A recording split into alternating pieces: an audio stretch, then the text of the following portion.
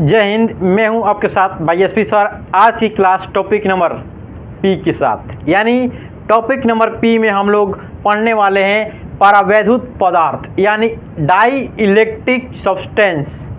आज की जो क्लास मोस्ट क्लास है, यानी मोस्ट यानी इम्पोर्टेंट क्लास है, क्योंकि यहाँ से 2 नंबर में ऑब्जेक्टिव, 2 नंबर के सब्जेक्टिव यहाँ से कई बार एग्जाम में पूछते रहते हैं। और आज की जो क्लास में आपका 2 नंबर कंप्लीट होने वाला है। ठीक है, चलिए देखिए और ध्यानपूर्वक से समझेंगे तब बहुत बेहतरीन आपको समझ में आएगा। और ध्यानपूर्वक से देखिए और ठीक है, चलिए समझते हैं यानी कि परावैद्युत पदार्थ क्या कहता है। परावैद्युत पदार्थ को हम लोग समझते हैं। सबसे पहले इसके टाइप्स को समझेंगे, यानी टाइप्स को समझते हैं। परावैद्युत पदार्थ का कितना प्रकार होता है, और उसी के साथ साथ उसी के साथ साथ ये भी जानने वाले हैं परावैद्युत स्थिरांक का कहलाता है और परावैद्युत भर्जन का कहलाता है। उसके बारे में भी हम लोग जानने वाले हैं। ठीक है, चलिए समझते हैं कि परावैद्युत पदार्थ क्या कहलाता है। देखिए, परावैद्युत पदार्थ यह एक ऐसा पदार्थ होता है, परावैद्युत पदार्थ यह एक ऐसा पदार्थ होता है जब इसमें विद्युत धारा का प्रवाह नहीं होता है, मतलब यह चालन नहीं होता है, धारा की प्रवाह इसमें चालन नहीं होता है, लेकिन इसको किसी विद्युत क्षेत्र में रखने पर, इसी पदार्थ को जब किसी विद्युत क्षेत्र में रख देते हैं तो धारा की प्रवाह होने लगती है, फ्लो होने लगता है, उसे परावैद्युत पदार्थ कहते हैं। ध्यान से देखिए, समझ में आएगा। हम कहते हैं कि वैसा पदार्थ जिसमें इलेक्ट्रॉन की प्रवाह नहीं होता है, जिसे विद्युत धारा की प्रवाह नहीं होता है, लेकिन जब किसी विद्युतीय क्षेत्र में रखते हैं, जब किसी विद्युतीय क्षेत्र में रखते हैं तो धारा की प्रवाह होने लगती है, उसे क्या कहते हैं?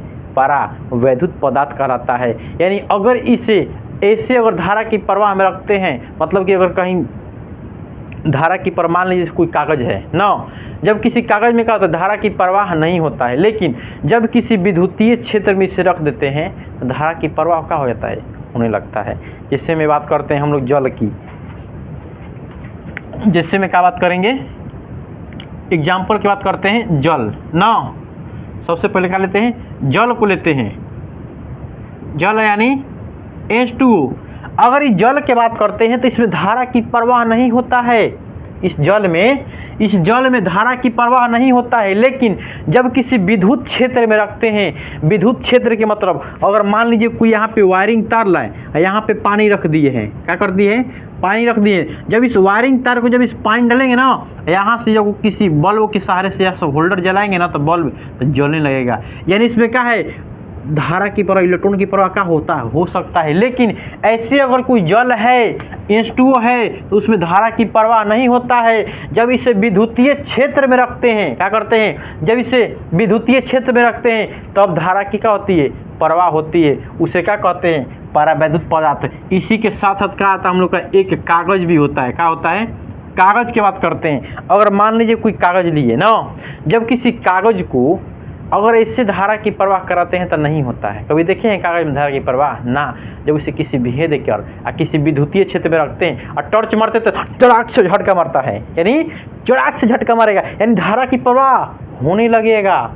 ऐसे विद्युत धारा की प्रवाह कागज में नहीं होता है, लेकिन जब किसी विद्युतीय क्षेत्र में रखते हैं तो धारा की प्रवाह होने लगती है। उसे क्या बोलते हैं? परावैद्युत पदार्थ। जैसे में आप लोग देखे होंगे अभ्रक, क्या बोलते हैं? अभ्रक होता है। क्या बोलते हैं? अभ्रक। अभ्रक देखे होंगे, जैसे आप लोग डालिए गूगल पर आ जाएगा अभ्रक ना। अभ्रक देखे होंगे, जिससे में कैपेसिटर देखे हैं, कैपेसिटर धारिता ना, आपको समझाया था एक बार। धारिता को जब उसको शॉर्ट वीडियो में डाले हुए देखना, धारिता को क्या कहते हैं कि एकदम प्लास्टिक के रूप में जब उसे निकाल रहे थे तो प्लास्टिक के रूप में से निकल रहा था। जब उस प्लास्टिक के रूप में से निकाल रहे थे तो जैसे पतला पतला क्या निकला था? चमकीला। यानी उस पर धारिता की प्रवाह उस पर क्या होता है?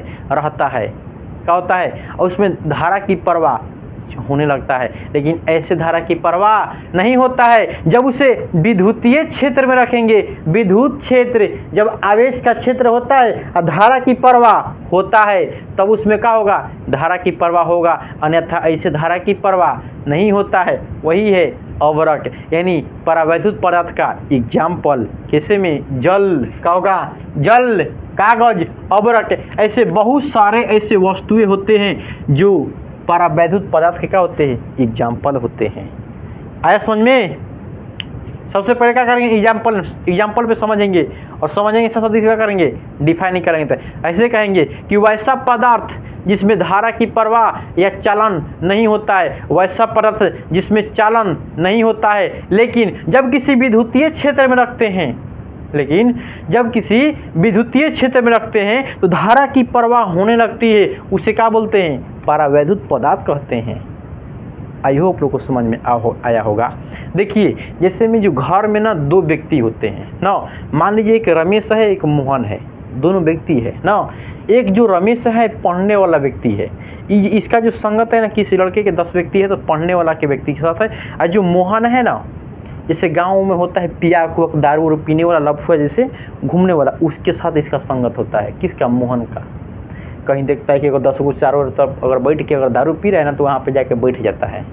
क्या हो जाता है, वहाँ पे जाकर मोहन बैठ जाता है। जब मोहन बैठ जाता है तो एक दिन ऐसा आता है कि वहाँ पे बैठता है, एक दिन दारू मांगा कर पीता है वो लोग, तो यहाँ पे जाके बैठता है वो कौन, मोहन।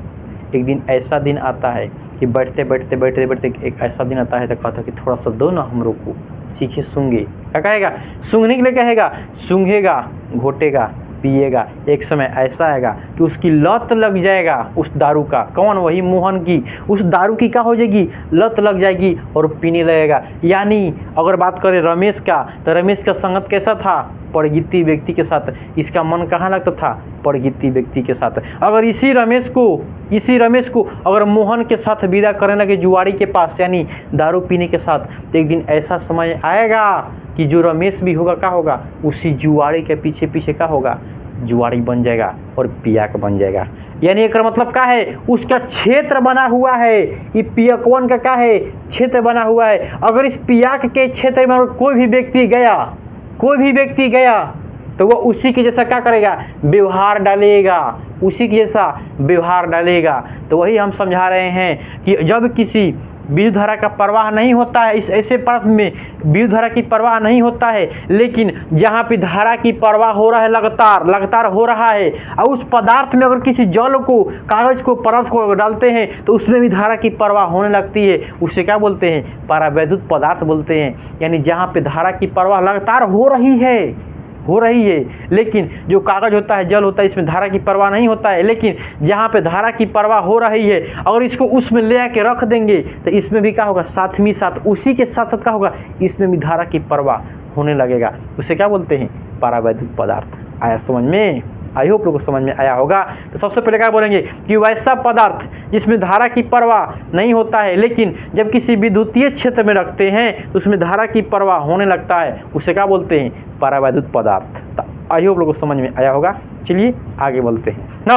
आप देखिए परावैद्युत पदार्थ जो हम लोग का होता है 2 प्रकार की होता है। कितने प्रकार के, तो 2 प्रकार क्या होता है। कौन कौन, आइए जानते हैं कौन कौन होता है। देखिए परावैद्युत पदार्थ जो होता है हम लोग का 2 प्रकार के होता है। कौन कौन, आइए नहीं। एक होता है ध्रुवण, क्या बोलते हैं, क्या होता है जी, एक ध्रुवण होता है। एक होता है ध्रुवण पदार्थ, क्या बोलते हैं, एक ध्रुवण पदार्थ। एक होता है अध्रुवण पदार्थ, क्या बोलते हैं, अध्रुवण पदार्थ। अध्रुवण पदार्थ क्या बोलते हैं, अध्रुवण पदार्थ। आइए सभी को बारी बारी से समझते हैं।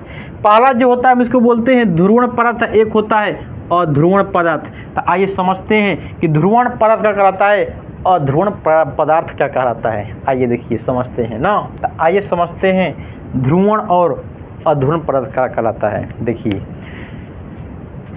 अगर बात करते हैं ध्रुवण पदार्थ की, क्या बात करते हैं, ध्रुवण पदार्थ की, कि वैसा पदार्थ जिसके अणु, वैसा पदार्थ जिसके अणु द्विध्रुव की भांति व्यवहार करते हैं उसे ध्रुवण पदार्थ कहते हैं। कि वैसा पदार्थ जिसके अणु मॉलिक्यूलर, जिसके अणु द्विध्रुव के भांति व्यवहार करते हैं उसे ध्रुवण पदार्थ कहते हैं। ध्रुवण पदार्थ में जैसे आता है H2O, क्या आता है, H2O।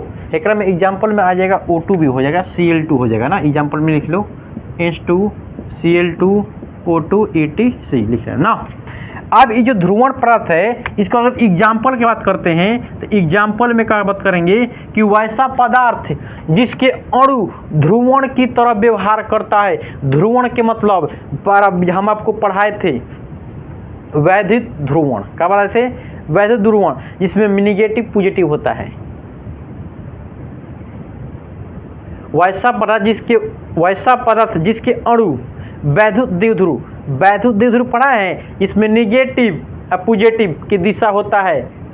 डाइपोल, वही डाइपोल में नहीं, वैद्युत द्विध्रुव की बात कर रहे हैं। वैद्युत द्विध्रुव जिसमें निगेटिव से पॉजिटिव की दिशा होता है, निगेटिव से पॉजिटिव की दिशा, उसी वैद्युत द्विध्रुव की बात करते हैं कि वैसा पदार्थ जिसके अणु वैद्युत द्विध्रुव की भांति व्यवहार करता है, उसे द्विध्रुव पदार्थ कहते हैं। क्या बोलते हैं? द्विध्रुव पदार्थ। एक बार और, वैसा पदार्थ जिसके अणु वैद्युत द्विध्रुव के भांति व्यवहार करता है, उसे ध्रुवण पदार्थ कहते हैं। जैसे में आता है हम लोग का H2O, का आता है H2O की बात करते हैं, या Cl2 का बात करेंगे, HCl, ऐसे बहुत सारे आएगा। अगर बात करते हैं NaCl, का होगा NaCl, ETC बात करते हैं। क्या बात करते हैं? ETC। अगर बात करिए NaCl के, क्या बात करते हैं? HCl। बताइए, HCl की बात करते हैं, इस पर अगर मान लीजिए कोई धनात्मक आवेश है, इस पर क्या है? ऋणात्मक आवेश। जो हाइड्रोजन है, हाइड्रोजन पर क्या है? धनात्मक आवेश, लेकिन वही क्लोरीन पे क्या है? ऋणात्मक आवेश होता है। अगर मान लेते यहाँ पे, अगर मान लीजिए इधर धनात्मक हुआ, इधर ऋणात्मक, तो इसकी आकार कैसा बना? ऐसा बना, यानी कैप्सूल की आकार की तरह। कैसा? कैप्सूल के आकार की तरह इसकी आकार ऐसा बना। अगर मान लीजिए क्लोरीन को इधर लाएंगे तो इधर माइनस हो जाएगा, इधर प्लस होगा, एक ही आकार कैसा होगा? ऐसा ही आकार बनेगा। अगर बात करते हैं अध्रुवण पदार्थ की, क्या बात करते हैं? अध्रुवण पदार्थ की, कि वैसा पदार्थ जिसके अणु धनात्मक और ऋणात्मक के एक ही बिंदु पर कार्य करता है, उसे क्या बोलते हैं? अध्रुवण पदार्थ। क्या बोलेंगे? अध्रुवण पदार्थ। कि वैसा पदार्थ जिसके अणु धनात्मक और ऋणात्मक एक ही बिंदु पर कार्य करता है, उसे अध्रुवण पदार्थ कहते हैं। अध्रुवण पदार्थ के अगर एग्जाम्पल की बात करते हैं तो H2 होगा, या Cl2, क्या होगा? Cl2 या O2, क्या होगा? O2, यानी वही ऑक्सीजन जो सांस लेते हैं हम लोग। अगर ऐसे बहुत सारे एकरा में आएगा, ETC लिखेंगे। क्या लिखेंगे? ETC। भाई काहे ना जगह छोड़े हैं, इसको भी बताएंगे हम काहे ना छोड़े हैं ना। आप देखो, अगर बात करते हैं, अगर हाइड्रोजन की बात की है या क्लोरीन की, कोई भी ले लीजिए, मान लीजिए क्या है? हाइड्रोजन लिए। अगर इस पर आवेश की बात करें, धनात्मक ऋणात्मक दोनों को होगा सेम। क्या होगा? सेम। इस पर धनात्मक आवेश क्या होगा? दोनों अगर धनात्मक और ऋणात्मक की बात करते हैं, दोनों का होगा सेम रूप में होगा। इतना सेम रूप में, लेकिन इसकी आकार कैसे बनेगा? गोला बनेगा। जितना ही इस पर क्या है? धनात्मक है, उतना ही ऋणात्मक आवेश है, तो इसकी आकार कैसा बना? गोला बनेगा। यानी ध्रुवण की जो आकार बनती है, गोला होती है। हम बताए हैं कि वैसा पदार्थ जिसके अणु के धनात्मक और ऋणात्मक एक ही बिंदु पर होता है, यानी एक ही बिंदु पर होता है, उसे क्या बोलते हैं? अध्रुवण पदार्थ। यानी दोनों को धनात्मक और ऋणात्मक एक ही सेंटर बिंदु पर होता है, उसे क्या बोलते हैं? अध्रुवण पदार्थ। देखो तो ऋणात्मक और क्या है? पॉजिटिव, दोनों एक ही बिंदु पर है, अवश्य है। लेकिन इसमें क्या है? परावैद्युत पदार्थ द्विध्रुव के भांति, द्विध्रुव का होता है माइनस से पॉजिटिव की तरफ, माइनस से पॉजिटिव, यानी इसकी आकार कैसा होगा? कैप्सूल की आकार की तरह। कैसा होगा? कैप्सूल की आकार की तरह। आया समझ में? तो आइए आप लोगों को समझ में आया होगा। इसी के साथ साथ क्या करते हैं? इसी के साथ साथ एक और चीज़ आपको समझा देते हैं ना। यहाँ पे ETC है, देखिए इधर समझाते हैं ना। इसी के साथ साथ अगर बात करते हैं जो ध्रुवण पदार्थ है, अगर इसी ध्रुवण पदार्थ को किसी विद्युत क्षेत्र में रखते हैं तो कैसा व्यवहार करता है? ध्यान दीजिए, लिखेंगे कि जब ध्रुवण पदार्थ को, क्या लिखेंगे? ध्रुवण पदार्थ को विद्युत क्षेत्र में रखने पर, विद्युत क्षेत्र में रखने पर यानी जब ध्रुवण पदार्थ को जब किसी विद्युत क्षेत्र में रखते हैं तो कैसा व्यवहार करता है, ध्यान दीजिएगा। अगर मान लीजिए क्या है, एक विद्युतीय क्षेत्र कोई प्लेट है, इस पर क्या है कि धनात्मक आवेश उत्पन्न हुआ है, ध्यान दीजिएगा कैसा है जी। मान लीजिए कोई क्या है, प्लेट है ना, अगर इस प्लेट पर अगर कोई धनात्मक आवेश है, इसके कोई बीच क्या करते हैं कि परावैद्युत पदार्थ, मान लीजिए कोई पदार्थ को डाल देते हैं, ध्रुवण पदार्थ को डालते हैं, ध्रुवण पदार्थ को क्या करते हैं, रख देते हैं ना। अगर ध्रुवण पदार्थ को रख देते हैं, अब देखिए यहाँ पे समझा है ना, तब अब ये जो ध्रुवण पदार्थ मान लीजिए कोई ऐसा का है फॉर्म में है ना, इस पर अगर बात करते हैं ऋणात्मक आवेश की अगर बात करते हैं तो इस पर जो आकार होगा क्या होगा, निगेटिव से पॉजिटिव, इसका आकार क्या होगा, निगेटिव से पॉजिटिव, और इसके आकार बात क्या होगा, निगेटिव से पॉजिटिव, इसका आकार क्या बढ़ेगा, निगेटिव से पॉजिटिव, यानी इस पर क्या होगा, निगेटिव से पॉजिटिव, इसका आकार क्या हुआ है, बना हुआ है, चारों तरफ से क्या है, negative positive, negative positive. Capsule के आकार की है, क्या है, कैप्सूल के आकार का है, negative to positive, negative to positive. अगर इसकी अगर बात करते हैं बनाएंगे इसे डिवा फॉर्म में, इसका क्या होगा, इसका गोला के रूप में होगा, क्या होगा, पॉजिटिव निगेटिव, क्या होगा, पॉजिटिव निगेटिव, पॉजिटिव निगेटिव निकलेगा, ये निकलेगा positive negative, positive negative, positive negative, positive negative, positive negative, यानी ऐसा उत्पन्न करेगा ना। अगर इसी पदार्थ को जब हम क्या करते हैं कि किसी ध्रुवण में रखते हैं, क्या करते हैं, जब किसी विद्युत क्षेत्र क्या है, हाई एक विद्युत क्षेत्र है, क्या है, एक विद्युत क्षेत्र है, इधर क्या है, निगेटिव आवेश है ना। जब इस विद्युत क्षेत्र को क्या करते हैं, जब इस किसी विद्युत क्षेत्र को, अब ये जो परावैद्युत पदार्थ है तो क्या है, चारों तरफ का इधर उधर फैला हुआ है, ऋणात्मक आवेश धनात्मक आवेश इधर उधर क्या हुआ है, फैला हुआ है। मान लीजिए इधर का है negative positive, negative positive, negative positive, इस चारों तरफ से क्या हुआ है कि फैला हुआ है, निगेटिव पॉजिटिव ना।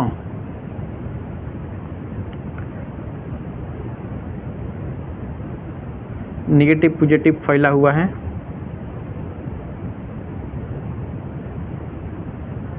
ऐसा ही निगेटिव पॉजिटिव क्या हुआ है, फैला हुआ है चारों तरफ से, ध्यान दीजिएगा।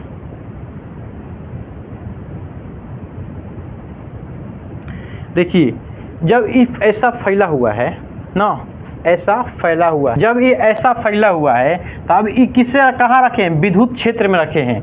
जब इसे विद्युत क्षेत्र में रखे हुए हैं ना, तो इसी के आकार देखना कैसे बनेगा वो, जब इसे विद्युत क्षेत्र में रखे हुए हैं तो इसी के आकार पे क्या प्रभाव पड़ता है, इसी के आकार पर क्या प्रभाव पड़ता है, ध्यान दीजिएगा कैसा प्रभाव पड़ेगा, कैसा प्रभाव पड़ेगा। तो इधर क्या है हम लोग का पॉजिटिव आवेश है, ये फर्स्ट फिगर है, इसको फिगर क्या मानेंगे, फिगर नंबर फर्स्ट, इसको फिगर नंबर सेकेंड मानते हैं, समझने के लिए नीचे वाला लगा दी है ना, समझेंगे कि एक फिगर दूसरी फिगर है। इधर क्या है, ऋणात्मक आवेश है, ऋणात्मक आवेश है, तो इस ऋणात्मक आवेश के कारण जो इस पर जो पॉजिटिव निगेटिव है ना, एक दूसरे के क्या होता है कि उल्टा आ जाता है, ध्यान देना कैसे आएगा। इधर जो पॉजिटिव वाला आवेश है तो इधर ऋणात्मक आ जाता है, क्या आता है, ऋणात्मक आवेश आ जाता है, यानी इसका आकार जब तिरछा तिरछा था इधर प्लस हो जाएगा, इधर क्या हो जाएगा माइनस, इधर प्लस, यानी सबका आकार कैसा होगा, माइनस प्लस की ओर संपर्क में आएगा, क्या होगा, इधर माइनस इधर प्लस, जिधर माइनस वाला क्या कर रहा है, प्लस को खींच रहा है, और जिधर प्लस है उधर माइनस को खींच रहा है ना, दिख रहे हैं।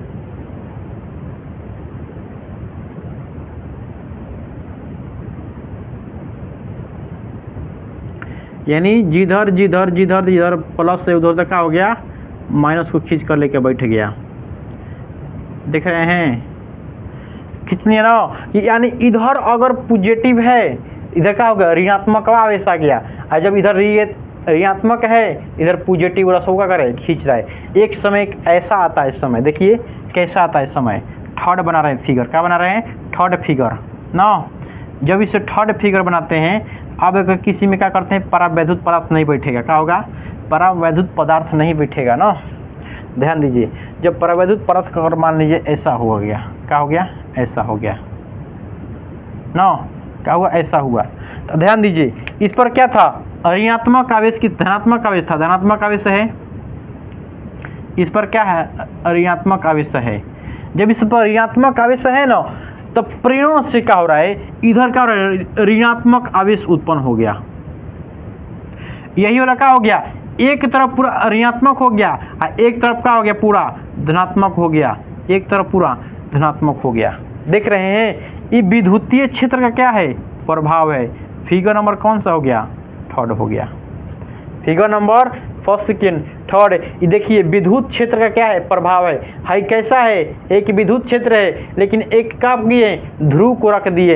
एक विद्युतीय क्षेत्र में क्या किए, एक ध्रुव को लाए, तो ऐसा प्रभाव कर रहा था। एक समय ऐसा है कि पॉजिटिव वाला जब विद्युतीय क्षेत्र को क्या कर रहा है, प्लस वाला निगेटिव को खींच रहा है या निगेटिव वाला प्लस को खींच रहा है। एक ऐसा समय आ गया जो जितना प्लस है उतना निगेटिव को खींच लिया और जितना जो निगेटिव उसको क्या कर लिया, प्लस को खींच लिया। ऐसा समय आ गया। आई होप लोगों को समझ में आया होगा। अगर इसके परिभाषा की बात करते हैं तो आप लोग भी लिख सकते हैं इसकी परिभाषा। ईमानदारी पूर्वक से जितना हम लिखे हुए हैं एक बार इसकी शॉट लीजिए, तब हम क्या करते हैं परिभाषा अगर आपको बोल देंगे तो लिख लीजिएगा या लिख देंगे तो उतार लीजिएगा। ठीक है, चलिए एक बार इसकी शॉट लीजिए। तो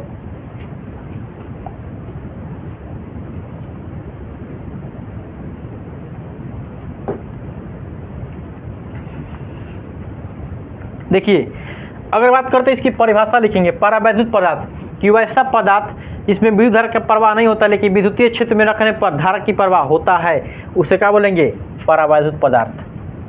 वैसा पदार्थ क्या लिखेंगे, वैसा पदार्थ जिसमें चालक या धारा की प्रवाह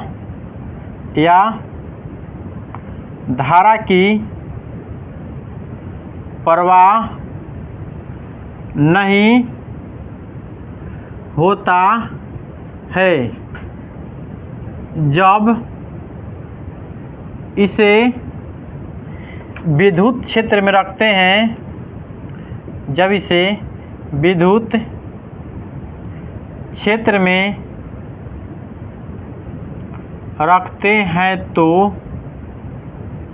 रखते हैं तो धारा की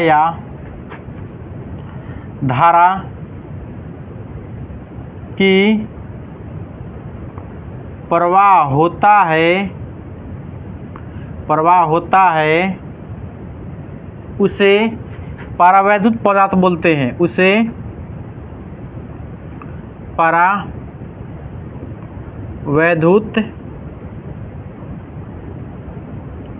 परावैद्युत पदार्थ कहते हैं। तो आई होप लोग समझ में आया होगा। हम यही बताएं कि वैसा पदार्थ जिसमें धारा या चालक की पदार्थ नहीं होता है, लेकिन इसे विद्युतीय क्षेत्र में रखते हैं तो धारा की प्रवाह होने लगती है, उसे परावैद्युत पदार्थ कहते हैं। जैसे में कागज, अवरक, जल और H2L, Cl2, O2 ऐसे पदार्थ आते हैं। आया समझ में। अगर बात करते हैं ध्रुवण की और अध्रुवण की, तो इसकी भी परिभाषा जानते हैं। देखिए, लिखेंगे कि वैसा पदार्थ, क्या लिखेंगे, वैसा पदार्थ जिसके अणु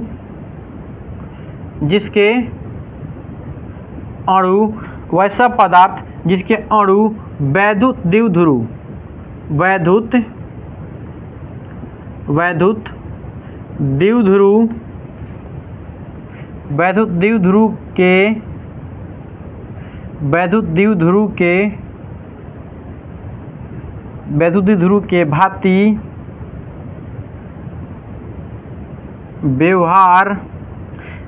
द्विध्रुव के भांति व्यवहार करता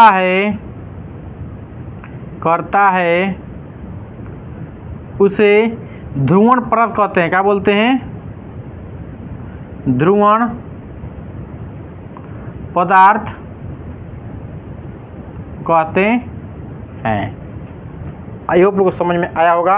अध्रुवण की परिभाषा की बात करते हैं। क्या करते हैं, अध्रुवण की परिभाषा की बात करते हैं। देखिए क्या लिखेंगे कि वैसा पदार्थ, क्या लिखेंगे, वैसा पदार्थ जिसमें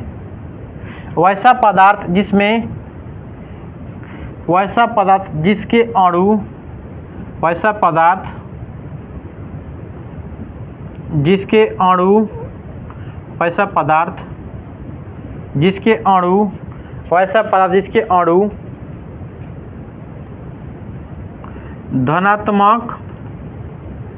धनात्मक और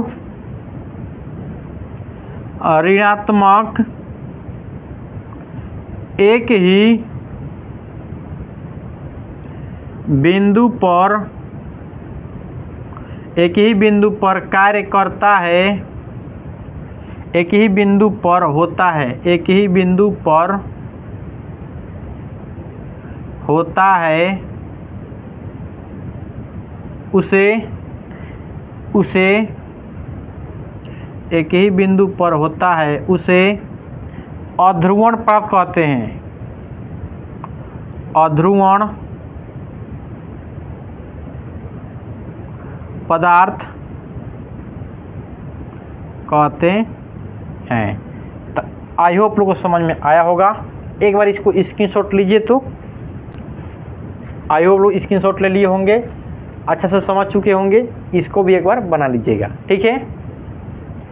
और इसके साथ साथ हम लोग जानते हैं परावैद्युत भर्जन और स्थिरांक और परावैद्युत भर्जन के बारे में जानते हैं।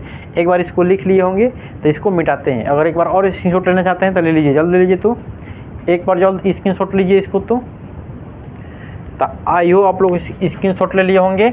चलिए आगे हम बढ़ते हैं। देखिएगा, आप लोग की जहाँ तक की उम्मीदें होगी कि आप लोग को समझ में अच्छा से आया होगा।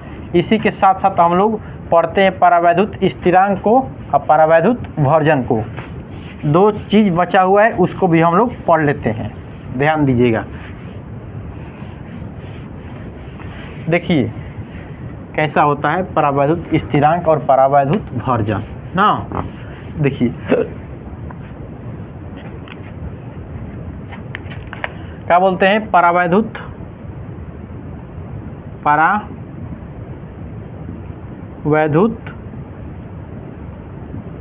स्थिरांक। देखिए परावैद्युत स्थिरांक क्या कहलाता है ना। परावैद्युत स्थिरांक के मतलब हम जैसे विद्युत क्षेत्र है ना, इसी क्षेत्र की बात करते हैं ना। देखिएगा, जब किसी समानांतर प्लेट संधारित्र पढ़े थे आप लोग, समानांतर प्लेट संधारित्र, उसी की बात करते हैं। जब किसी समानांतर प्लेट संधारित्र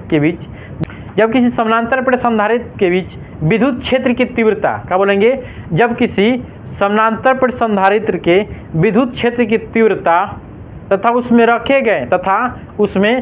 गए परावैद्युत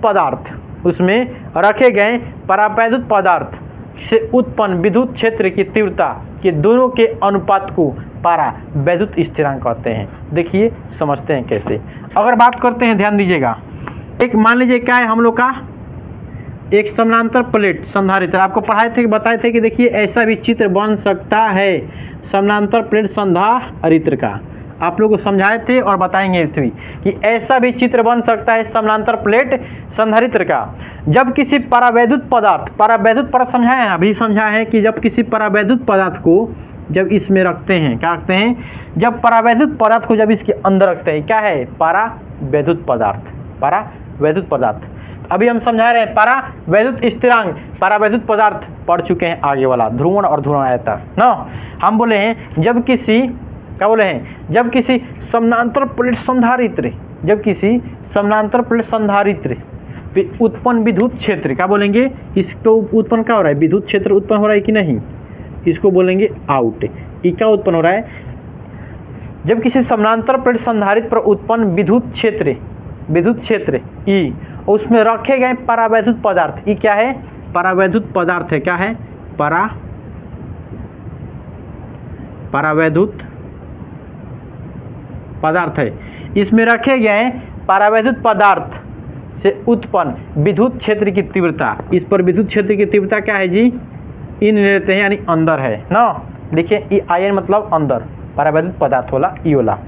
हम बोलेंगे जब किसी समानांतर प्लेट संधारित्र, क्या बोलेंगे, जब किसी समानांतर प्लेट संधारित्र के बीच उत्पन्न विद्युत क्षेत्र की तीव्रता और उसके अंदर रखे गए परावैद्युत पदार्थ के विद्युत क्षेत्र की तीव्रता के दोनों के अनुपात को परावैद्युत स्थिरांक कहते हैं। जब दोनों का अनुपात होगा तो उसे क्या बोलते हैं, परावैद्युत स्थिरांक। क्या बोलते हैं, परावैद्युत स्थिरांक, तो इसकी फॉर्मूला लिखते हैं। ये जो परावैद्युत स्थिरांक होता है इसे के द्वारा सूचित करते हैं। क्या द्वारा? परावैद्युत स्थिरांक को के द्वारा सूचित करते हैं। तो क्या आएगा? ई आउट बराबर क्या निकलता है? ई आउट बराबर क्या होता है? ई इन निकलता है। यही यहाँ पे क्या होता है? फार्मूला निकलता है कि निर्माण होता है, जिसका नाम क्या होता है? परावैद्युत स्थिरांक। इसकी परिभाषा लिखें, आइए देखें। लिखेंगे जब समानांतर प्लेट संधारित्र, क्या लिखेंगे? समानांतर, जब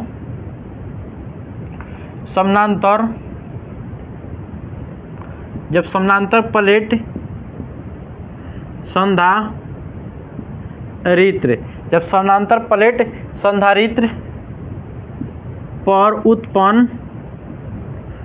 उत्पन्न विद्युत क्षेत्र तथा उसके अंदर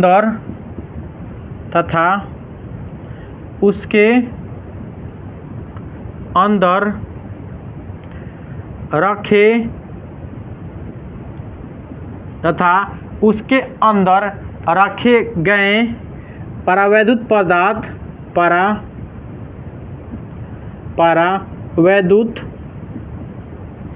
पदार्थ, उसके अंदर रखे गए परावैद्युत पदार्थ से उत्पन्न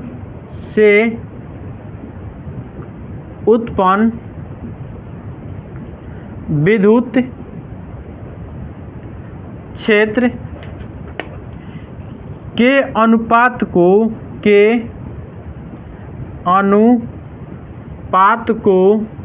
परावैद्युत स्थिरांक कहते हैं।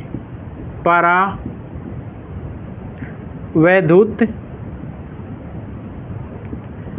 स्थिरांक कहते हैं। इसे के द्वारा सूचित करते हैं। क्या लिखेंगे? इसे के द्वारा सूचित करते हैं।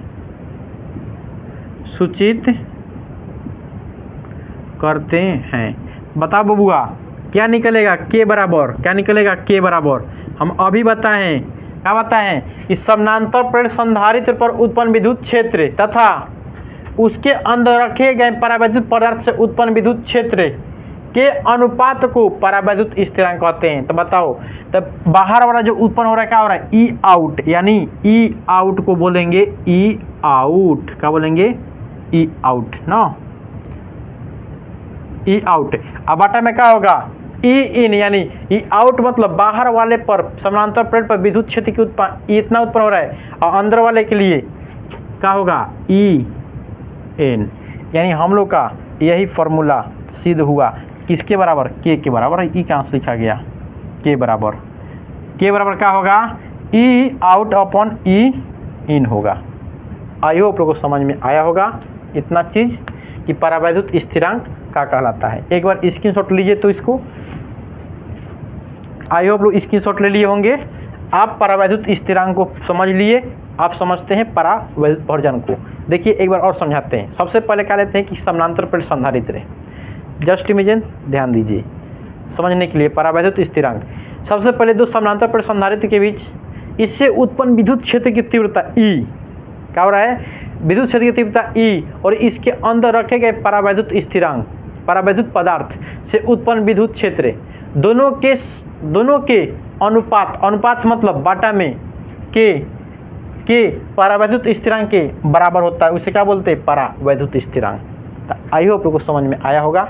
चलिए इसको मिटाते हैं, ठीक है। तब पढ़ेंगे हम लोग परावैद्युत भर्जन पढ़ते हैं। क्या पढ़ते हैं? परावैद्युत भर्जन। देखिए ये बहुत छोटा सा टॉपिक है, परावैद्युत भर्जन ना। अभी से ये भी रहेगा चाहे ना रहेगा कोई बात नहीं है ना। देखिए परावैद्युत भर्जन क्या कहलाता है, ध्यान दीजिए। परावैद्युत भर्जन।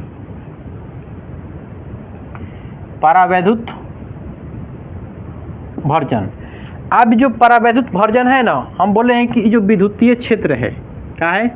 विद्युतीय क्षेत्र है। इसमें हम क्या करते हैं कि किसी परावैद्युत पदार्थ को जब रखते हैं तो इससे उत्पन्न होता है वोल्ट। क्या बोलते हैं? वोल्ट। इससे उत्पन्न क्या होता है? वोल्ट।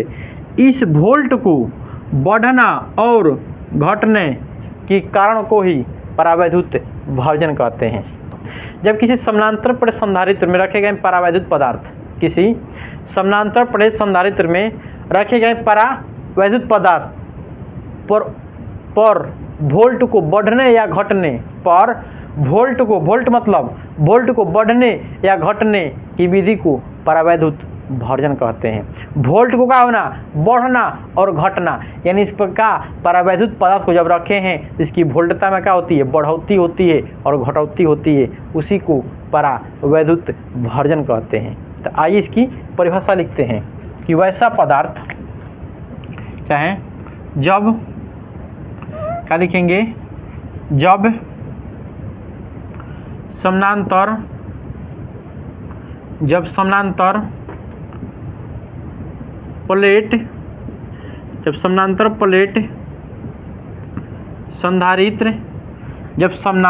प्लेट संधारित्र में रखे गए परावैद्युत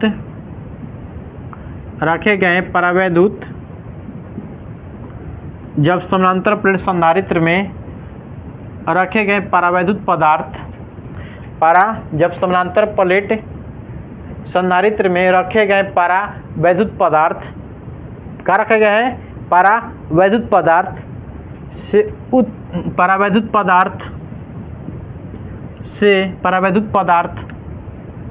से वोल्टता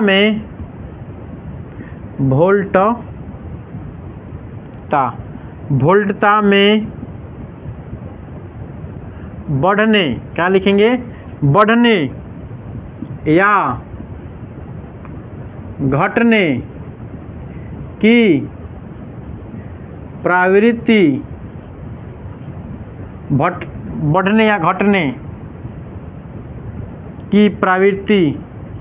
को परावैद्युत विभाजन कहते हैं, को